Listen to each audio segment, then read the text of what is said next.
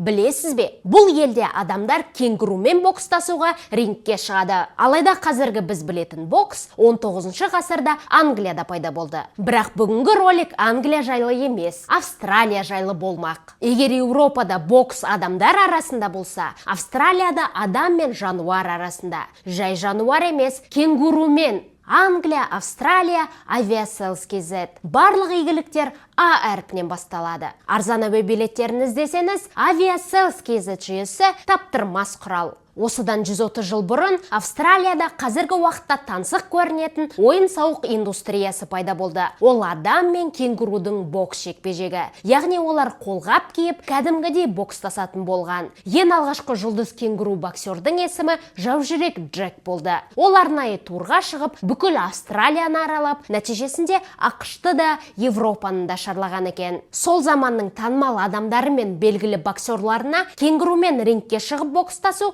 қалыпты жағдай болатын. Тіпті кенгурудың адамды нокаутқа түсірген кездері болған. Әрине, 20 ғасыр келіп, жануарлар құқықтарын қорғайтын ұйымдар пайда болған соң, аталмыш спорт түріне этикалық себептермен тыйым салына бастады. Десек те, түбегейлі жойылған жоқ. Австралияда мұндай жекпе-жектер әлі бар. Бірақ цирктерде әзіл түрінде ұйымдастырылады. Оған қоса, боксерлық қолғаптар киген кенгуру Австралияның ұлттық символы. Жалпы Австралия қызыққа толы ел. Саяхаттап барғыңыз келсе, арзан әуе билеттерін қайдан іздеу керектігін білесіздер. Aviasales KZ.